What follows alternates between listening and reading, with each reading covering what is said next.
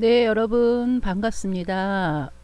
우리가 2주간의 대면으로 많이 친숙해지었는데 또 아쉽게도 우리가 또 2주 앞으로 2주는 이렇게 온라인으로 수업을 진행하도록 하겠습니다. 사전에 공지해 드린 바와 같이 이번 주차부터는 50분 강의를 진행을 하면서 보다 더 우리가 대면 수업이 실습 워크숍이다 보니 살펴보지 못한 부분은 3차 시에 리뷰 시간에 우리가 조금 더 세세하게 살펴볼 수 있도록 그렇게 진행을 하겠습니다. 그리고 일단 오늘 1교시와 2교시는 이제 주제인 평가 지표와 상호작용이 얼마나 밀접한 관련이 있는지, 나는 지금 학부에서 그냥 상호작용이라는 과목을 배우는 학생일 뿐인데 왜 현장에서 사용하고 있는 이 평가제의 지표를 하나하나 이렇게 수업 시간에 배워야 되지 궁금하실 거예요.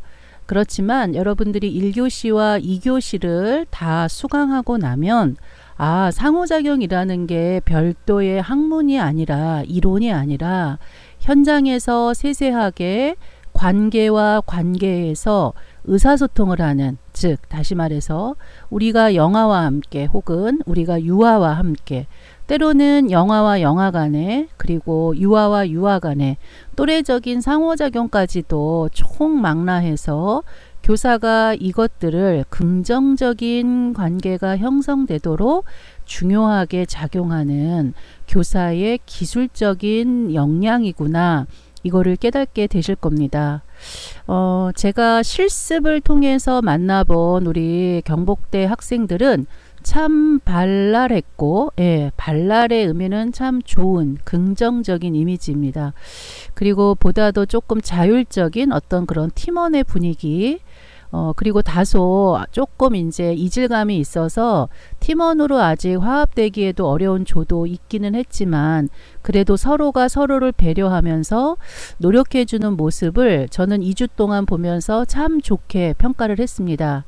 그리고 한편으로는 이렇게 정말 밝고 아름답고 이 착한 학생들이 이제 불과 2, 3년 후에 현장의 교사로 아이들 앞에 섰을 때 이렇게 넘쳐나던 자존감, 존재감, 이런 것들이 그대로 유지되면서 빛을 발하면 참 좋을 텐데 얼마나 또 주눅이 들고 또 자기한테 주어진 발달과업 앞에 스스로 존재감 없이 무너지기도 하고 때로는 자신감을 잃고 당당하고 멋진 교사의 모습이 아니라 이것이 맞는지 저것은 맞는지 혹은 내가 우리 아이들의 인생을 망치고 있는 것은 아닌지 이런 걱정들을 하고 있는 대다수의 현장의 많은 교사들의 모습처럼 흘러가면 어떨까, 이런 안타까운 마음도 항상, 제가 이제 서울의 마포에 살고 있는데 집에 돌아오는 길은 한 1시간? 1시간에서 좀 길이 막힌다면 한 1시간 20분 정도 되는 길인데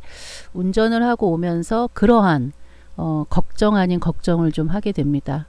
결론을 얘기하자면 지금은 배우는 학생들이기 때문에 이건지 저건지 그냥 다 받아들이는 입장이겠지만 적어도 모함함에서 왜 경복대와 이렇게 제휴를 맺고 협약을 통해서 우리가 필요로 하는 인재들을 우리가 스스로 와서 가르치고 또 그들과 함께 고민하고 그리고 그들이 잘 성장해서 다시 우리와 함께 일을 할 수 있는 동료가 되기까지 이 상호작용이라는 과목을 왜 개설을 하고, 또 제가 이 강의를 하기 전에 물론 이 2권의 공동체의 책을 모티브로 해서 교재로 삼았지만 사실상 지금 여러분들이 진행하고 있는 이러한 실습 매뉴얼은 이미 학교에 제가 연구 개발을 해서 제출한 그 프로그램대로 여러분들이 지금 참여를 하고 있는 그런 관계입니다.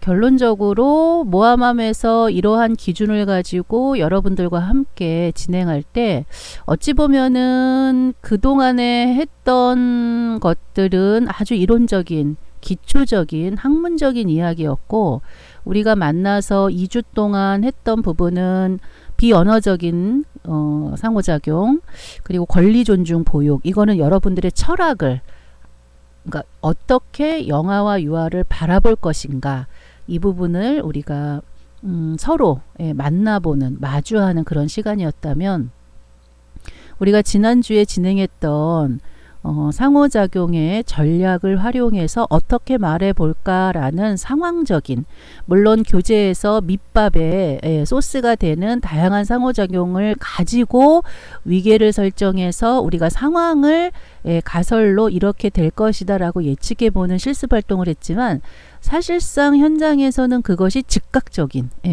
그 순간에 그 말을 하지 않으면 안 되는, 의사소통이 단절이 되는 그런 부분들을 지금 첫 시간을 해본 거죠. 그래서 어찌 보면 여러분들이 이번 샤시에 배우는 이 평가 지표에 대한 세세한 내용이 저는 그냥 영상만 틀어놓고, 왜냐면 저도 온라인 강의 들어봐서 알거든요. 그냥 영상만 틀어놓고 시간으로 떼어버리면 정말 여러분들이 이 어려운 자격증을 이렇게 따서 현장에서 좋은 교사로 성장할 때 중요한 하나의 축을 미처 갖추지 못하는 안타까운 일이 벌어져요. 그러니까 상호작용은 그야말로 당신이 가지고 있는 좋은 기술, 지식, 태도를 표현해내는 아주 가장 간단하고 가장 어렵기도 한 그러한 능력이거든요. 그래서 제가 뭐 5분 넘게 혹은 6분 넘게 이렇게 강의를 시작하기 전에 긴 이야기를 했던 거는 정말 고민을 많이 하고 이 강의를 한번 들어보시면 좋을 것 같아요. 강의의 구성은 교재에서 우리가 각 챕터마다 등원하기, 뭐 예를 들어 배변하기, 뭐 낮잠 자기, 이런 일상과 뭐 역할 쌓기 활동, 뭐 미술 활동, 음률 활동, 뭐 실외놀이 활동, 다양한 실내외의 다양한 보육 활동들이 진행이 될 때 진행해야 되는데, 반드시 이거는 교사가 준수해야 된다라고 국가가 기관을 평가할 때 교사의 질을 평가하는 측정 단위로 이렇게 말하세요. 이럴 때는 이렇게 말하면 안 돼요. 이런 말보다는 이렇게 말하세요라고 구구단 같은 기준을 준 거라고 이해를 하시면 됩니다. 그 기준에 맞게 지금 저희가 선정한 공동체의 교재는 다양한 현장의 슈퍼바이저들이 이렇게 말하는 것이 바람직하다라고 그런 대화들, 꼭 우리가 발문해야 되는 것들을 요목화해서 이렇게 만들어 놓은 거기 때문에 사실은 지금 볼 때는 별거 아닌 것 같아도 이거를 한 번, 두 번, 세 번, 네 번 여러분들이 교재를 떠들어보고 읽어보고 말해보고, 아, 이까짓 건 나도 충분히 말할 수 있어 라는 자신감이 생길 만큼만 여러분들이 익숙하게 한다면, 지금 제가 이번 차시에 설명드리는 평가 지표나 이런 세세한 내용들, 체계들이 그렇게 크게 부담스럽게 와닿지는 않을 겁니다. 그러면 이제 조금 이제 슬라이드가 넘어가면 이런 부연 설명 없이 슬라이드에 집중해서 설명을 드릴 건데, 오늘 강의의 구성은 첫 번째는 평가 제가 뭔지 어떤 그 총론에 대한 체계적인 부분을 좀 간략하게 설명을 할 거고요. 그리고 여러분들이 실질적으로 제 수업 외에 관심을 가지고 조금 들여다봐야 될 참고 자료나 사이트를 설명드린 후에 우리가 지난 시간에 지난 5주차에 진행했던 권리 존중 탑쌓기, 그것과 연관되는 상호작용의 중요한 아주 필수라는 거는 뭐냐면, 여기에서 개선 요구가 나오면 인증이 안 돼 버리는, 다른 거는 하나 두 개 놓쳐도 돼요. 그런데 권리 존중은 하나 두 개를 놓치면 그냥 기관이 다 인증이 안 돼 버리는 그런 불명예스러운 결과가 도출되기 때문에, 이번 차시는 이번 슬라이드가 넘어가면 빠르게 이제 내용에 집중해서 강의를 진행하도록 하겠습니다.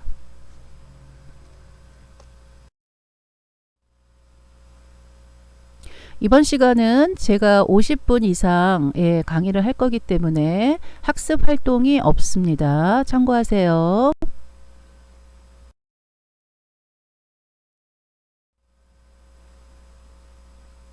네, 여러분들이 평가 인증 너무 궁금하지만 이제는 이름이 바뀌었습니다. 어린이집 평가제로.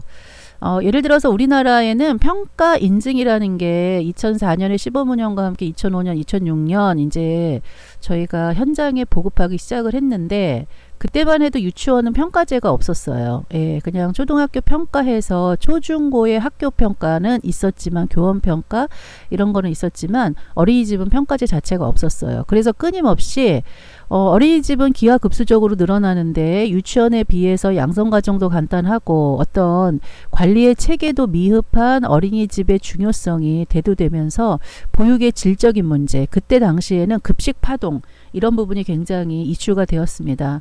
아이들의 양질의 극간식을 먹여야 되고 건강하고 안전하고 쾌적하고 깨끗한 곳에서 보육을 해야 됐음에도 불구하고 그런 것들이 민간 사업자에 의하여 잘 이루어지지 않았기 때문에 이런 평가 인증이라는 즉 그 기관을 국가가 인증을 해주겠다라고 했던 가장 큰 중심은 뭐냐면 어린이집은 신고제로 운영이 됐다는 거죠. 유치원은 허가를 받아야 되거든요.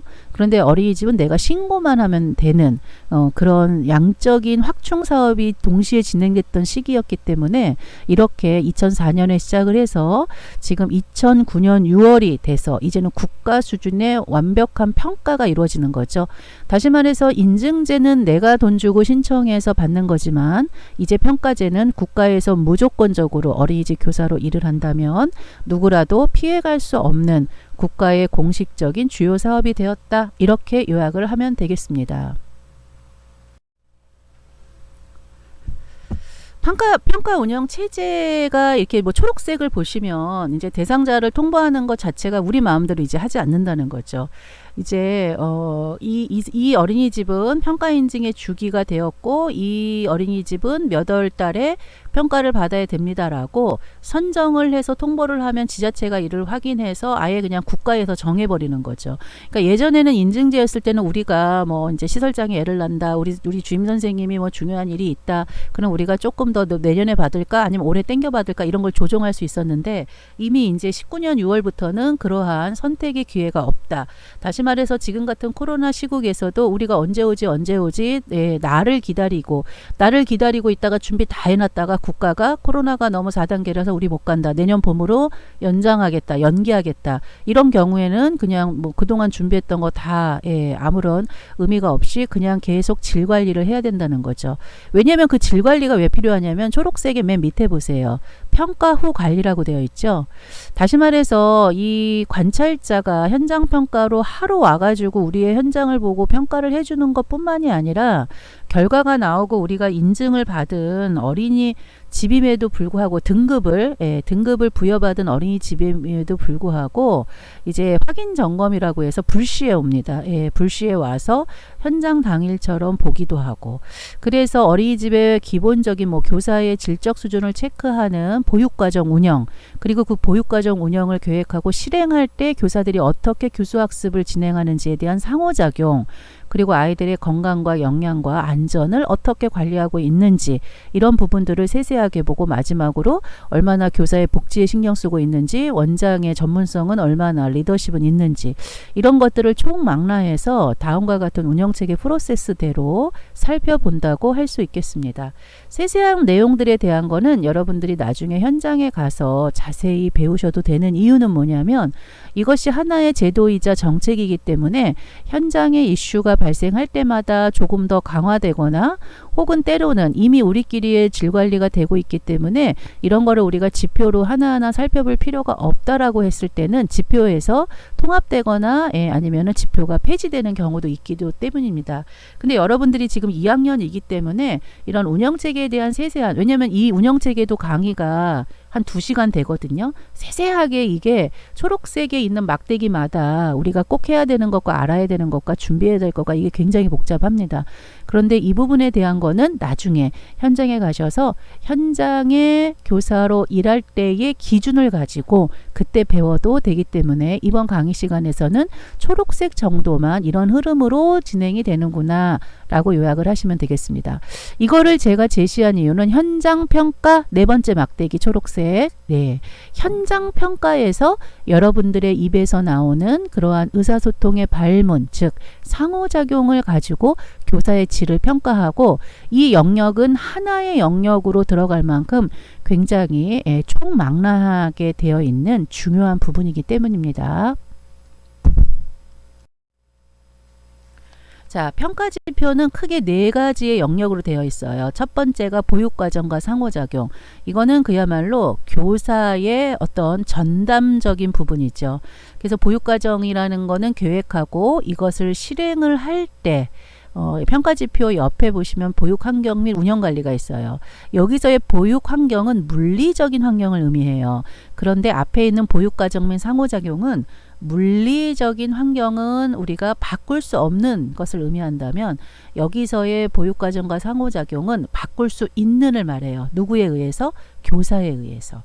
그래서 이 부분에 대한 것이 굉장히 강화가 되었다라고 생각을 하시면 되고, 오늘은 우리가 보육과정에서도 상호작용 부분을 우리가 조금 더 자세히 살펴보도록 하겠습니다. 그래서 이제 여러분들이 어린이집을 취업을 선택하실 때 우리 어린이집이 A냐 B냐 C냐 D냐 이 등급을 좀 보실 필요가 있어요.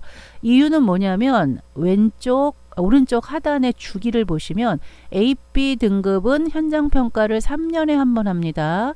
그런데 C, D 등급은 2년에 한 번 해요. 다시 말해서 등급이 낮은 어린이집을 가면 취업하기는 편하겠지만 그만큼 국가 수준에서 요구하는 질적으로 우수한 어린이집이 아니라서 교직원에 해당되는 복지나 처우도 낮을 테고 여러분들이 매일 먹어야 되는 극강식에 대한 관리나 이런 부분도 위생적이지 않다. 이런 걸로 우리가 볼 수 있다는 거죠. 그리고 더 중요한 것은 여기서 일하는 교사들은 질적으로 수준이 낮다. 그래서 결국은 우리가 C등급이나 D등급을 맞아야 되면 그 어린이집을 취업을 할 때 그건 정말 고민을 해보실 필요가 있다는 거죠. 차라리 A등급 어린이집의 보조교사 혹은 연장교사 혹은 부단임 교사로 일할지언정 C나 D등급으로 되어 있는 어린이집은 굉장히 질적으로 낮다라는 기준을 여러분들이 갖고 계시면 됩니다. 그러면 이런 어린이집의 수준을 우리가 어떻게 알아? 입사하기 전에 모르지. 이렇게 궁금하시죠? 여러분들은 지금부터 어린이집 정보 공시라는 사이트에 들어가셔서 핸드폰으로 열어도 열려요. 어린이집 정보 공시. 정보 공시라는 곳에 들어가면 유치원과 어린이집의 모든 교육비가 얼마고 거기서 일하는 교사는 몇 년 차고 급수가 1급인지 2급인지 이런 부분이 다 나옵니다. 그리고 전체 예산에서 원장의 연봉이 얼마인지 교사들 연봉이 얼마인지 개인별로는 안 나오지만 원장은 개인별로 다 나오고 교사들은 다수이기 때문에 총합이 나옵니다. 그러면 적어도 교직원 수를 n분의 1로 나누면 기본적으로 여기 교사들이 오래 일할 수 있는지 오래 일할 수 없는지 경력이 많다 하더라도 이 원의 재직 연한 몇 년째로 근무하고 있는지 이런 거를 다 알아볼 수가 있습니다. 그래서 여러분들이 지금부터 일하고 싶은 어린이집을 목표에 두고 자격증을 취득하면 내가 어린이집에서 3년 일하고 3년 이후에는 내가 장애 전문가로 혹은 상담 전문가로 그 다음에 발판을 한 단계 더 업그레이드 할 수 있는 그런 좋은 여러분들은 정말 제가 아동상담 보육과를 굉장히 좋게 보는 이유가 제가 다른 아동복지과나 아동과나 아니면은 요양교육과도 출강을 하고는 있지만 아동상담 보육과는 정말 전망이 그래도 제일 빛나는 그런 과이기도 합니다. 그래서 여러분들이 정말 1회, 2회, 3회 졸업생의 역할로서 정말 해줘야 될 큰 과업들이 있는데 어찌 보면 여러분들이 좀 그러한 세세한 실무적인 부분들을 저하고 만났을 때 좀 얘기해야 되지 않을까 그런 고민을 합니다. 하지만 지금은 우리가 학부 시간이기 때문에 이제 정해진 프로세스대로 제가 내용을 진행하도록 하겠습니다.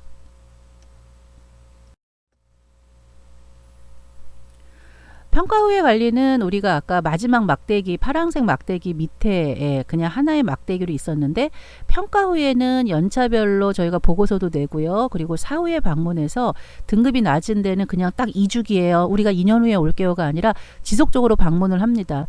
말이 방문 지원 교육이지 이거는 사후 관리라고 보시면 돼요. 그러니까 사후 관리라는 건 뭐냐면 당신들은 일반적인 등급보다 낮아요. 우리가 관리하지 않으면 우리 어린이집의 질 관리를 담보할 수 없어요. 이런 의미입니다. 그리고 이제 제가 또 뒤에 알려드릴 것이 평가 관련 교육 및 정보인데 이 부분을 한번 다음 슬라이드에 대해서 자세히 보시겠습니다.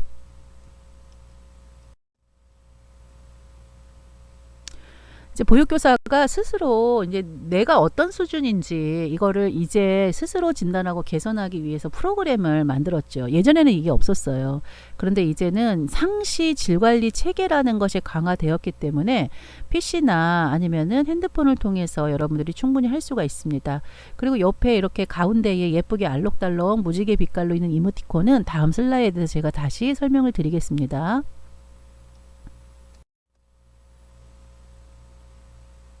셀프 모니터링이라는 거는 이제 뭐 그냥 말로 셀프잖아요. 근데 모니터링은 뭐냐면 우리가 예를 들어서 뭐 텔레비전 프로그램을 보고 시청자 모니터링을 한다. 또 예를 들어서 어린이집을 모니터링한다라는 거는 보다 더 지금의 눈높이 관점보다 한 단계 위에서 슈퍼바이저가 바라보고 잘하고 있는 거를 더 잘하게.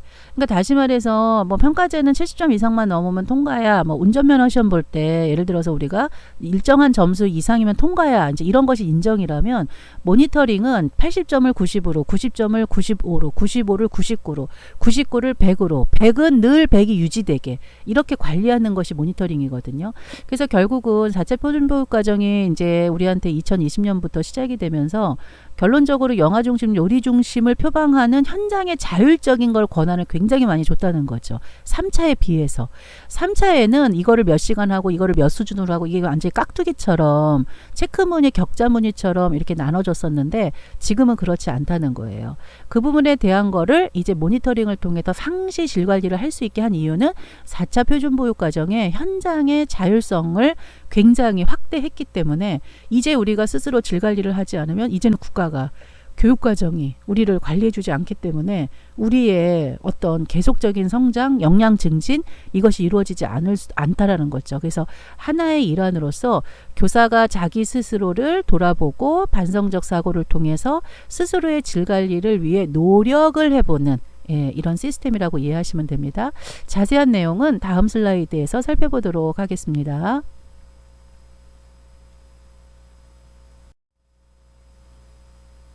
네, 빨간색 드디어 나왔죠?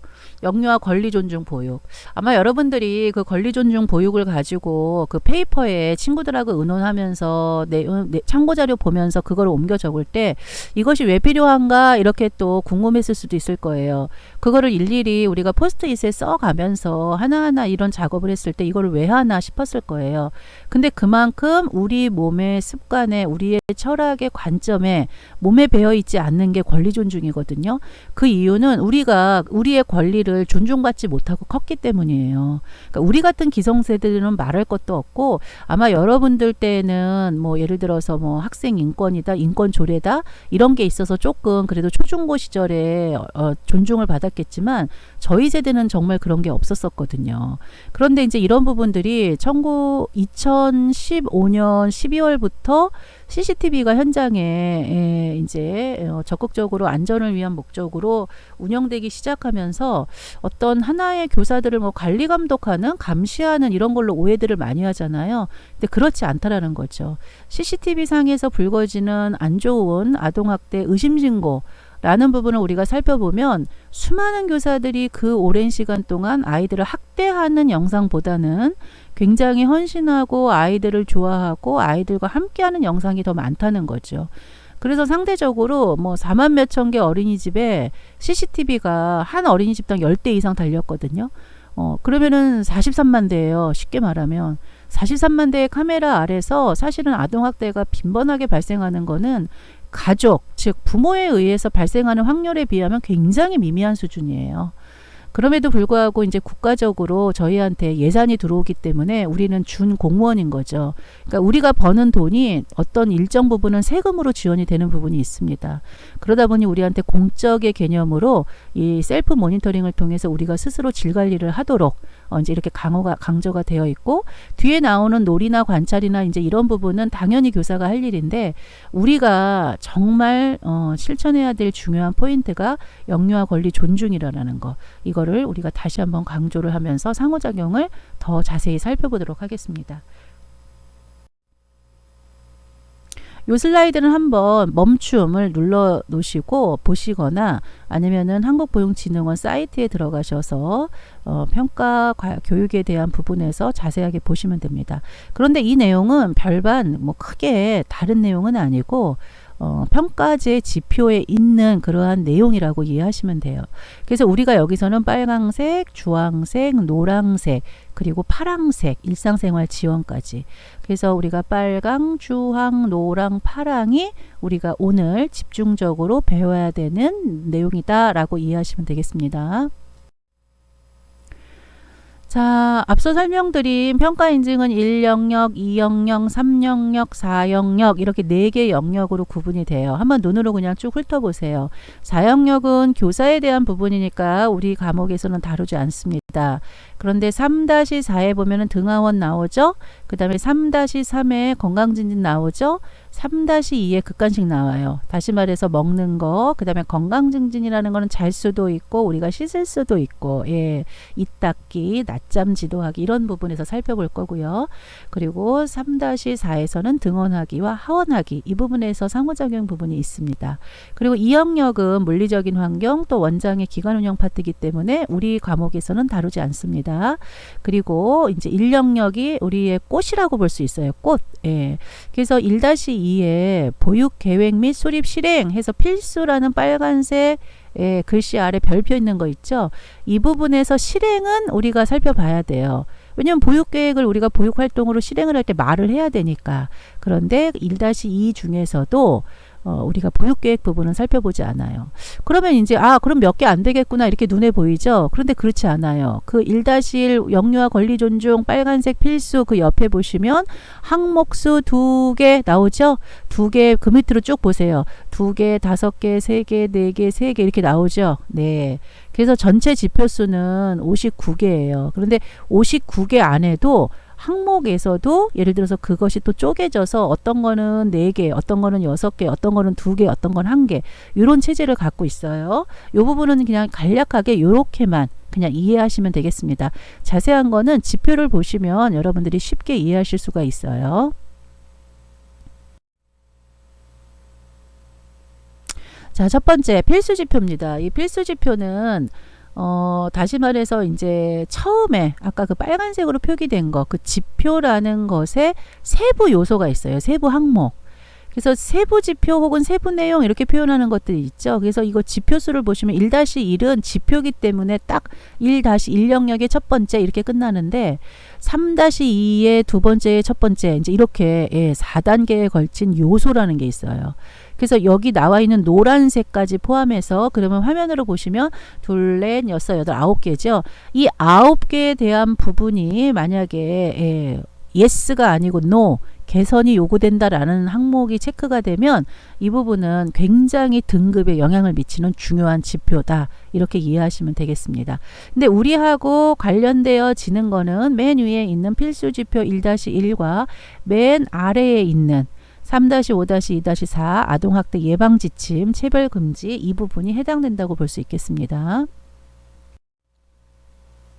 여러분들이 평가제에 대해서 궁금하시다라고 생각하시면 제가 오리엔테이션 때 안내해 드린 것처럼 한국보육진흥원에 들어가시면 이러한 자료들을 다 무료로 다운받으실 수 있고 그리고 여러분들이 충분히 셀프로 다 점검해 보실 수 있겠습니다. 적어도 나중에 3학년 마치고 4학년 심화과정 들어오지 않고 취업을 선택한 친구들의 경우에는 반드시 입사하기 전에 여기에 들어가서 수료증을 다 받아 놓으면 좋겠지요. 그런데 그때 직전에 받는 것보다는 저랑 이렇게 수업을 진행하는 이런 학기 때 받아 놓으시고 상호작용도 마찬가지입니다. 그런 부분도 수료증을 미리 받아 놓으셔서 여러분들의 포트폴리오에 끼워 두시고 여러분들이 자소서를 쓰실 때 나는 이렇게 성실하게 학부에서 코스마다 연습하고 준비했다. 지금으로서 초임교사로 부족할 수는 있지만 내가 이렇게 노력하고 있다라는 거를 나는 어필하고 싶다. 이런 식의 자소서를 쓴다면 여러분들이 원하는 좋은 취업처에 높은 연봉으로 스카웃이 될 수 있을 겁니다. 자, 다음 슬라이드 보시겠습니다.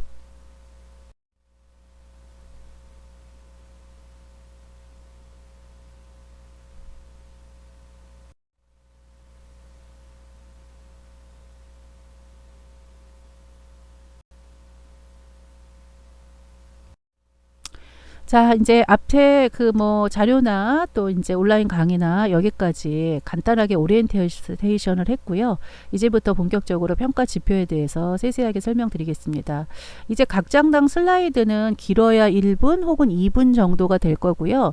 여러분들이 조금 더 자세히 들여다보고 싶으시면 강의를 멈춤을 하고 아니면은 혹은 제가 공유해 드리는 PDF 교환 자료를 활용하시거나 아니면은 조금 더 적극적으로 나선다면 평가제의 사이트에 들어가셔서 한국보육진흥원 사이트에 들어가셔서 지금 제가 사용한 이 슬라이드 다 PPT로 무상으로 다 공유가 되고 있습니다.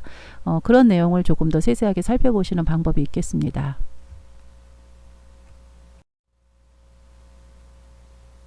자, 인력력은 크게 보육과정하고 상호작용으로 구성되어 있고요. 상호작용 중에서도 우리가 세세하게 살펴본 내용을 다음 슬라이드에서 자세히 살펴보도록 하겠습니다.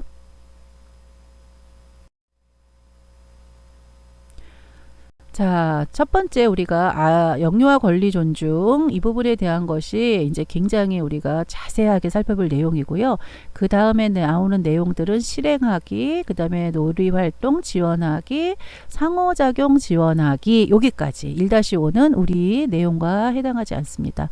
그러면 제가 해당하는 슬라이드 위주로 이렇게 딱 서머리를 해놨기 때문에 다음 슬라이드를 보시면서 지표에 대한 세세한 내용을 살펴보도록 하겠습니다.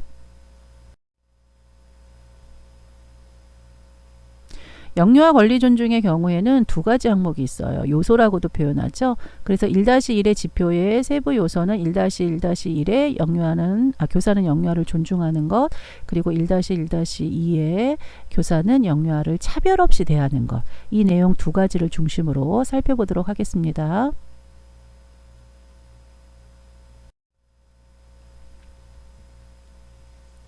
자, 우리가 영유아 권리 존중의 첫 번째 세부 요소를 보시면 존중한다라는 것은 어떤 걸 의미하냐? 일단 주의 깊게 듣는 거죠. 그리고 적절하게 반응하는 거죠. 그러니까 우리가 주의 깊게 듣는다는 거는 이제 영유아가 개별적으로 몸짓이나 손짓이나 아니면 언어적인 걸로 질문을 하거나 이거 주세요, 저거 주세요, 선생님 이렇게 했으면 좋겠어요라고 의견을 주는 거를 우리가 반응을 해줘야 된다는 거죠. 두 번째는 눈높이를 맞춘다는 거죠. 요즘에는 질 높은 보육이라는 거는 눈높이를 지나서 우리가 마음의 높이까지 맞춘다는 거죠. 이 마음의 높이를 맞춘다는 거는 나머지 것들, 그러니까 말과 행동에 대해서 지지를 해주거나 아니면 주의 깊게 듣고 적절하게 반응해 주는 걸 우리가 마음을 맞춘다 이렇게 표현을 하고 있습니다. 그래서 1-1, 2, 3, 4를 보시면 우리가 주의 깊게 들어야 돼, 경청해야 돼, 경청하고 그들의 공감해 주면서 우리가 반응해야 돼, 민감하게 반응하는 거 우리가 상호작용 전략적인 요소에서 우리가 살펴봤던 내용입니다. 그리고 눈을 마주치면 이제 관찰하면서 우리가 영유아에 대해서 우리가 집중해야 되고 또 영유아의 말과 행동, 생각, 감정을 지지해 주는 거죠. 이게 공감을 의미하는 거예요. 그리고 절대로 부정적인 언어나 협박, 위협, 비난, 조롱 이런 걸 쓸 수가 없죠. 그러니까 예를 들어서 네가 이거를 먹지 않는다면 시래놀이 안 나갈 거야. 이제 이런 거는 우리가 위협을 하는 거죠. 네가 만약에 이거를 하지 않는다면이라는 그 가정 자체가 나는 너를 혼낼 수도 있다라는 거를 선전포고하는 거기 때문에 이런 부분을 굉장히 주의하실 필요가 있다라는 상황 기억하세요. 자, 이번 슬라이드는 조금 우리가 한 줄 한 줄 읽으면서 갈 거예요. 그러니까 여러분들이 적어도 왜 어떤 글씨는 검은색이고 어떤 글씨는 파란색이고 어떤 글씨는 빨간색인가 이런 거를 빨리 알아채면 좋은데 우리가 존중이라는 개념의 4가지 요소로 봤어요. 그 요소의 첫 번째, 두 번째는 우리가 잘 듣고 반응하는 거고 눈을 마주치는 거예요. 그럼 첫 번째 잘 듣는다는 게 무슨 의미냐면은 우리가 언제든지 교사는 아이들의 의사를 표현하고 말할 수 있는 기회를 제공해야 된다. 이게 굉장히 중요합니다. 기회를 제공한다는 건 뭐냐면 됐고 이제 알겠어. 그러니까 예를 들어서 그러니까 아이들이 뭔가의 이야기를 할 때 듣지도 않고 딱 나는 이거 알아. 네가 말하잖아. 난 알고 있어. 이렇게 단절시키지 말라는 이야기입니다. 그리고 무엇이든지 아이들이 얘기했을 때는 적절하게 반응한다는 것의 그 반응은 수용하고 인정하라는 거죠. 그러니까는 그래 나는 언제든지 너를 도와줄 준비가 돼 있어라는 교사의 비언어적인 몸짓은 끄덕거리는 거, 미소 짓는 거 예, 그리고 뭐 어깨나 엉덩이를 톡톡톡 살살 두드리면서 스킨십을 해주는 거. 이런 따뜻한 말과 행동이 굉장히 나타나야 된다라는 거. 그리고 교사는 이제 요구나 질문을 하는 영유아에게 시선을 맞추고 당연히 고개를 끄덕여야죠. 이 시선을 맞추고 고개를 끄덕인다라는 게 뭐냐면 그 윗줄에 나오는 수용이에요. 그러니까 우리가 다시 말해서 너희가 오라. 나는 지금 너의 얘기를 잘 듣고 있어라고 수용을 하는 이런 행동이 보여지고 그러면서 이제 교사는 이 아이가 왜 지금 이런 얘기를 나한테 하지? 이 아이의 의도가 무엇이지를 알아챌 수 있으려면 끝까지 일단 들어야 된다는 거죠. 그랬구나. 그랬구나. 그럴 수도 있겠구나. 놀랬겠구나. 선생님도 깜짝 놀랬어. 다치지는 않았어? 이제 이런 식의 굉장히 따뜻한 수용적이면서도 반응이 필요하다. 그래서 결국은 결론적으로 이야기할 때 이제 우리가 언어적으로 상호작용을 할 수 있지만 교사도 비언어적인 상호작용으로 충분히 할 수 있다. 그렇다면 여기에서 말하는 비언어적인 상호작용이란 몸짓 표정인데 고개를 끄덕거리거나 박수를 친다거나 아니면 놀란 표정을 진다거나 굉장히 안타깝다는 표정을 진다거나 이런 것이 굉장히 필요하다라는 것 중요하게 인지하시기 바랍니다. 두 번째는 앞에 나왔던 고개를 끄덕인다라는 거는 수용하는 행동이잖아요. 그렇기 때문에 눈으로 마주치면서 간결하게 명료하게 문장으로 이야기를 해주는 거죠. 아, 네가 지금 손 씻기를 하고 싶은 거야? 지금 물을 먹고 싶다고? 이렇게 한 번 더 확인해서 눈을 마주치면서 이야기를 해주면 아이는 내가 적극적으로 선생님께로 수용이 되었구나. 선생님이 나를 인정하구나. 선생님이 내가 지금 손 씻고 싶은 마음을 알아주시는구나 라고 굉장히 교감이 형성된다는 거죠. 그래서 다시 말해서 자연스럽고 부드러운 억양과 어조로 말을 해야 된다는 거죠. 그래서 아이들은 굉장히 어떤 표현을 좋아하냐면 조용히 바라보고 이러는 것보다는 약간 자기중심적 사고를 갖고 있기 때문에 과잉 리액션 이걸 굉장히 좋아합니다. 어머나 예를 들어서 그렇구나 어쩌면 좋아 이런 부분들. 그래서 그렇게 조금 더 아이답게 아이와 같은 눈높이로 아이들과 상호작용을 한다면 굉장히 여러분들은 아이들에게도 수용이 되는 교사가 될 것입니다. 다음 슬라이드 보시겠습니다.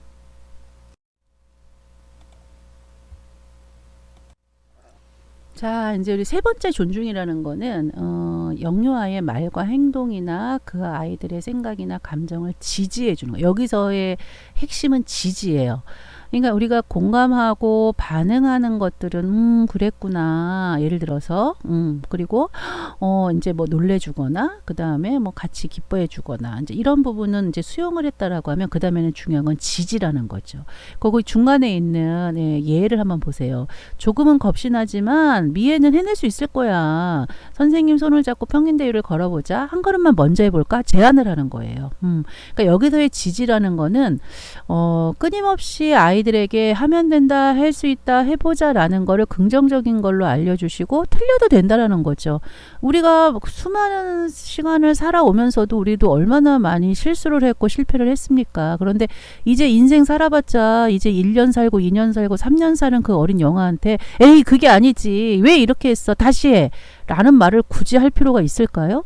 그 기준은 과연 누구에게 둔 것일까요? 어찌 보면 나에게도 영어 단어 10개 주고 빨리 외워봐 하면은 못 외우고 그거 빨리 써봐 하면 못 쓸 거예요. 그만큼 우리가 익숙한 한글이라는 단어도 아이들한테는 외계어 같고 삐뚤빼뚤 네모나고 동그라미 도형 모양 같은 거거든요. 그래서 우리가 아이들을 지지해 준다라는 거는 말로써 행동으로써 생각으로써 감정으로써 이 아이들이 표현해내는 아이들의 적극적인 상호작용을 교사가 다시 한번 언급을 하는 거죠. 언급한다라는 것은 다시 아까 우리가 슬라이드에서 이전 슬라이드에서 본 것처럼 명료화해 주는 거죠. 언어로. 그리고 너는 하나의 인격체로 인정하고 나는 너를 존중한다라는 것을 끊임없이 나타내는 거죠. 그리고 할 수 있다라고 용기를 주는 거고 뭐 예를 들어서 하다가 실패를 했더라도 애들은 그냥 웃으면 끝나요. 애들은 그냥 놀이이기 때문에 그거는 그냥 또 하면 되는 것이기 때문에 아이들에겐 별 의미가 없는데 거기에다가 교사가 감정을 실어서 혼을 내거나 위협을 하거나 이러면 아이들은 그게 마음에 스크래치가 난다는 거죠. 그래서 결국은 지속적으로 미소를 지어주고 손을 잡아주고 등을 토닥여주는 비언어적인 행동으로 의견을 존중하고 격려하는 거죠.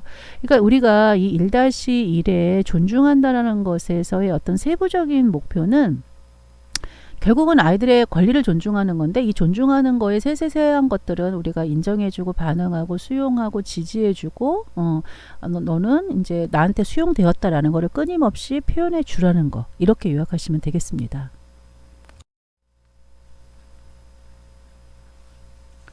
자, 마지막 네 번째는 이제 부정적인 언어를 사용하지 않는 거죠. 야, 선생님 말을 또 안 들여서, 그러니까 이 또라는 말을 사실은 안 하는 게 좋다는 거죠. 그러니까 비난하는 말이라는 거는 사실은 이제 여러분들 아마 집에서 한번 생각해 보세요. 여러분들도 분명히 고쳐지지 않는 습관이 있을 거예요. 그러니까 예를 들어서 뭐 아빠가 집에 들어오면 항상 양말을 벗을 때 양말을 뒤집어서 벗어요. 그러면은 이제 엄마가 얘기를 하죠. 남편한테 여보, 내가 빨래를 하고 개고 이럴 때 양말이 뒤집어져 있으면 내가 불편해. 그러니까 당신이 될 수 있으면은 양말을 뒤집어서 벗지 않았으면 좋겠어 라고 처음엔 얘기를 했어요. 그런데 이제 남편이 알겠다고 얘기는 했지만 뭐 알긴 뭘 알아. 맨날 뒤집어 나오는데. 그래서 아내는 엄마는 이 양말을 바로 이렇게 뒤집어서 갤 때마다 신경질이 나요. 그럴 때 이제 우리가 이렇게 얘기를 하는 거죠. 여보, 내가 이거 뒤집어서 놓지 말라고 했잖아 라고 얘기하면 남편은 미안해 라고 말하면 돼요. 그러면 싸움이 안 일어나요. 왜냐면 이제 들었던 건데 아 맞다. 우리 아내가 나한테 얘기한 건데 내가 기억을 못했지. 그런데 중요한 거는 이제 다시 이렇게 화를 내는 아내의 말도 잘못됐지만 대다수의 남편들은 아이 알았어 이제 귀찮다는 듯이 그렇게 이야기를 하면서 아주 일상의 사소한 걸로 관계는 틀어져요. 마찬가지예요. 어린이집에서도 선생님이 아이들한테는 오은영 박사님이 늘 얘기하시잖아요. 안 돼! 라고 한 번은 알려주지만 아이가 될 때까지 우리는 혼내는 게 아니라 알려주면 되는 거거든요. 그런데 이제 알려줄 때 내가 저번에 얘기했어 안 했어? 이거 하라고 했지? 근데 이거 왜 안 하는 거야? 라고 공격적으로 내가 말을 해버리면 영유아가 뭐 어떻게 대응할 수 있는 게 없어요. 예, 주눅 드는 거 외에는. 그래서 여기서 강조하는 거는 아이들이 당연히 못하니까 아이들이죠. 그러니까 예를 들어서 여러분들이 지난주 저랑 실습하는 거 어떤 친구는 되게 잘했어요. 근데 어떤 친구는 굉장히 어려워해요. 근데 그 어려워하는 친구가 저한테 자꾸 질문할 때마다 야 이거 내가 아까 설명해 줬는데 넌 이걸 아직도 모르니? 이렇게 말을 해봐요. 그럼 그 친구가 학교 다니고 싶겠어요? 이거 과목 배우고 싶겠어요? 그 친구가 저를 교수라고 생각하겠어요? 그렇게 생각 안 하죠. 왜냐? 제가 할 일은 뭐냐면 잘 모르는 여러분들 곁에서 이건지 저건지를 같이 고민해보고 왜냐면 모든 학문에는 정답이 없으니까 그러니까 그걸 같이 고민하고 그거를 다시 한번 해볼 수 있도록 지원하는 게 교사의 역할이에요. 마찬가지로 여러분들도 아이들 곁에 있을 때 또라는 말을 한다면 이건 비난이라는 거예요. 그래서 만약에 우리 남편이 양말을 자꾸 뒤집어서 벗으면 저는 뒤집은 채로 그냥 개줘요. 그러면 신을 때마다 본인이 뒤집을 거 아니에요. 그러면 적어도 내가 부탁했던 말은 생각하지 않을까요? 뭐 이제 일상에서 뭐 우리 부부의 얘기일 수도 있고 우리 부모님의 얘기일 수도 있고 굉장히 쉬운 사례를 제가 예를 들어서 설명드린 건 이렇게 일상에서 아무것도 아닌 일들로 관계의 갈등은 시작된다. 이거를 강조해야 된다는 거죠. 왜냐하면 우리가 이 부정적인 언어를 사용한다라는 거는 이미 관계에서 갈등이 있기 때문에 부정적인 언어가 나옵니다. 그리고 우리가 보다 더 성숙하다라는 거는 애들보다는 우리가 성숙하잖아요. 그러니까 여러분들보다 제가 성숙하잖아요. 인생을 더 살았기 때문에. 그 성숙하다는 건 뭐냐면 그러한 갈등의 상황에서 보다 더 유연하게 대처하는 것이 경력이고 연륜인데 여러분들은 당연히 그게 없죠. 없죠. 왜? 아직은 학부생이고 그리고 이제 입사하고 나서도 초기에 1, 2, 3년 차는 우리가 초임교사라고 부르거든요. 그래서 여러분들이 만에 하나 이 부정적인 언어를 사용을 해야 되는데 예를 들어서 이거는 못하겠고 아주 그냥 미치겠고 나의 이 부정적 감정은 나는 이거 어떻게 해소해 나 이거 지금 너가 문제가 아니다 지금 내가 미치겠다 얘들아 막 이런 상황이 되잖아요. 여러분한테 그래서 휴게 시간이 있어요. 그래서 휴게 시간을 꼭 찾아서 쓰세요.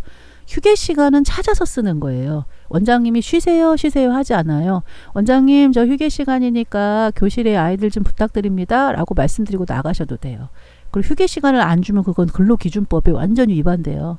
여러분들이 100% 이겨요. 그래서 부정적인 언어를 사용하지 않는 방법은 여러분들도 4시간마다 휴게 시간을 활용하셔야 되고요.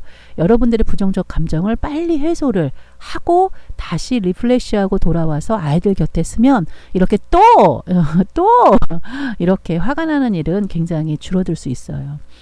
그래서 아이들을 통제하거나 제지할 때도 조금 더 구체적으로 이렇게 하면 안 되겠니? 저렇게 하면 안 되겠니? 괜찮아. 아니 이거는 안 돼. 그런데 이렇게 하면 될 것 같아. 라고 역으로 제안을 해주면서 긍정적으로 이끄는 언어. 즉 다시 말해서 미애야 조금만 뒤로 가줄래? 앞으로 나오면 안 돼. 선생님이 허락할 때까지 만지지 말고 보고만 있어. 라는 말보다는 미애야 조금만 뒤로 가줄래? 그럼 다른 친구들도 모두 잘 보일 것 같은데 라고 부정적인 언어보다는 긍정에 이끄는 상호작용을 하시면 됩니다. 자, 앞의 사항은 우리가 필수였기 때문에 제가 세세하게 굉장히 중요한 부분들 예화까지 들면서 강조를 했어요. 여기에서 나오는 영유아 권리 존중의 지표의 두 번째 필수 요소는 교사는 영유아를 차별하지 않는다죠. 이 차별하지 않는다는 우리가 이 앞에 있는 빨간색 글씨보다는 위에 있는 파란색 글씨 뭐를 차별하면 안 되냐? 사회 경제적인 지위, 문화적인 배경, 종교, 인종, 성별을 말해요.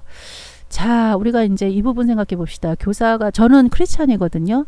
그러니까 저는 크리스찬이기 때문에 제가 천주교나 불교 재단에 들어가서 일은 못해요. 왜냐면 아이들에게 종교적인 거를 가르치는 거는 불법입니다. 예, 그렇게 하면 안 돼요. 특히 구립 어린이집을 교회가 위탁하고 혹은 절이 위탁을 했는데 거기에서 크리스마스는 안 하고 예를 들어서 뭐 초파일에 연등을 막 애들 보러 다 만들게 시킨다. 이런 부분에 민원을 넣는다. 걸립니다. 네, 그건 지적이 되고 위탁이 취소되는 상황까지도 갈 수 있습니다. 그리고 학부모들은 다 종교가 다릅니다. 따라서 아이들도 종교가 다 다릅니다. 어떤 경우에는 우리가 인도의 친구나 저쪽에 동남아시아 친구들 중에서는 또 이슬람 국가 친구들은 극간식 이런 것도 간식을 세세하게 식단표를 보면서 소고기 먹이지 말아라, 돼지고기 먹이지 말아라 이런 부분이 있어요. 그러면서 그런 날은 집에서 싸우기도 합니다. 그런데 또 저희가 극간식 기준에 의하면 또 이제 외부에서 들어오는 음식을 제공할 수가 없어요. 그러면 이제 그런 아이들이 오면 우리는 정중하게 저희는 이렇게 이중적으로 식단을 운영할 수 없으니까 돌아가 주세요라고 이 아이의 입소를 거절할 수도 없습니다. 그러한 일들이 제가 지금 말씀드린 이런 상황들이 굉장히 많이 벌어졌기 때문에 평가제 지표에 이렇게 딱하니 필수 지표로 들어가 있는 거예요. 아이들의 인종이라는 건 사실 우리도 백인은 굉장히 선호하고 흑인은 조금 하고 더기다 동남아시아는 더 무시하는 경향이 있거든요. 교사들에게도 있다라는 거죠. 그리고 이제 교사들이 아빠 다리에 엄마 다리에 뭐 예를 들어서 이건 아빠는 힘이 세니까 엄마는 예쁘니까 언니는 뭐 이제 날씬하니까 이제 이런 표현들을 절대 하면 안 된다는 거죠.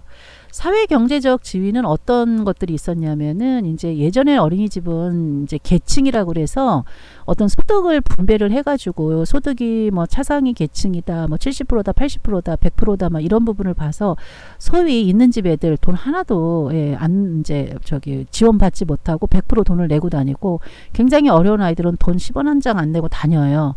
이거에 대한 차별이 있었습니다. 그래서 교사들이 조금 경력 있고 힘 있는 교사들은 부잣집 애들만 싹 자기 반으로 구성을 하고 가난한 집 아이들은 이제 초임교사한테 반을 배정을 한다는 거죠. 그러면 확실히 소풍을 가든 견학을 가든 교사를 대우하는 게 달랐고 김영란법이 도입되기 전에 이러한 많은 문제점이 있기 때문에 이렇게 지표가 들어온 거죠. 그래서 교사는 절대로 아이들의 장애가 있거나 가난하거나 부자거나 혹은 또 이 아이가 어느 나라 사람이거나 종교를 어떻게 나랑 같은 종교이거나 같은 종교가 아니거나 이거에 대한 차별을 절대 하면 안 됩니다. 그리고 교사는 영유아의 생김새, 옷차림, 성격, 행동 등을 절대로 평가하는 언어를 해서도 안 됩니다. 네, 세부적인 내용들은 제가 앞서 자세히 설명을 드렸으니까 잘 보시되 그 차별적인 거에서 성차별도 굉장히 문제가 됩니다. 그래서 남자 여자의 놀잇감 활동 이런 거를 색깔이나 성별로 구분해 놓지 않는다는 거 주의하셔야 돼요.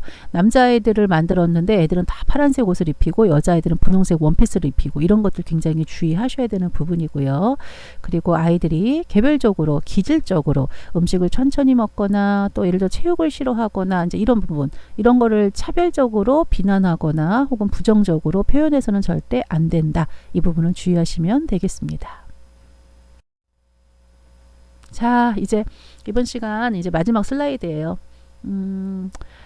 여기 보시면은 1조부터 우리 5조 거는 이제 뒷장에 있고요. 이렇게 탑쌓기를 했어요. 이 부분을 한번 보세요. 이거는 이 조에 여러분 이름도 있고 그리고 이제 맨 밑에 있는 게 4조 거군요. 4조 거는 위에 이름이 있는데 이 3조 거를 얹히다 보니까 이름이 위에 있다 보니까 나오진 않았어요. 그래서 여러분들이 이제 철학적으로 이 부분이 더 중요해라고 이야기를 한 거죠. 그러니까 존중하는 게 나는 제일 기본적인 것 같아라고 이제 여러분들이 생각을 하신 거고요. 교사라면 이제 3조의 경우에는 조금 융통성을 가지고 함께 놀이하고 또 아이들을 인정하고 또 때로 아이들이 실수하거나 아직 발달이 이르지 않았더라도 우리는 참고 기다리는 것이 굉장히 중요해라고 생각을 한다라는 거죠. 그래서 어떤 조는 또 생각들이 같을 수 있고요. 또 어떤 조는 생각이 다를 수도 있어요. 이거를 이렇게 비교해 준 이유는 뭐냐면 여러분들이 함께 일하는 또 다른 교사들이 나하고 신념이나 철학이 다를 수 있습니다. 이 부분에 대한 것들을 여러분들이 항상 받아들이는 자세 필요하다라고 요약할 수 있고요. 우리 다음 슬라이드 한번 보실게요. 5조가 이제 1, 2, 3조는 잘 모르겠지만 5조가 되게 분위기가 좋거든요. 뭐 그렇다고 해서 4조가 분위기가 나쁘고 그런 건 아닙니다. 5조가 이런 의견을 제안을 했어요. 굳이 탑을 쌓아야 되냐. 우리는 이렇게 동그랗게 동그라미로 출발해서 아이들이 달리기를 하면 1, 2, 3, 4등이 없거든요.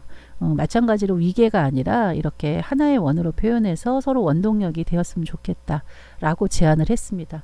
이런 창의적인 관점, 이런 자세로 실습에 임하는 거 장난인 듯 싶으면서도 한편으로는 여러분들의 정말 기발하고 창의적인 아이디어가 있다라는 것.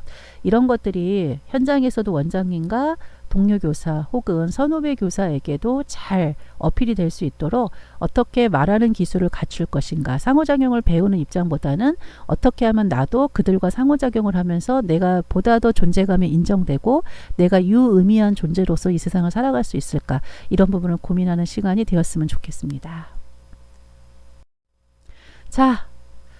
자, 이렇게 1교시가 멈췄고요. 자, 이제 2교시에는 이제 우리가 자세히 살펴보지 않은 굉장히 많은 지표들을 50분이라는 시간 안에 아마 담지 못하면 아마 3차시까지도 연장이 돼서 3교시까지도 연장이 돼서 진행을 할 수 있겠습니다. 자, 그러면 수고 많으셨고요. 2교시에 뵙겠습니다.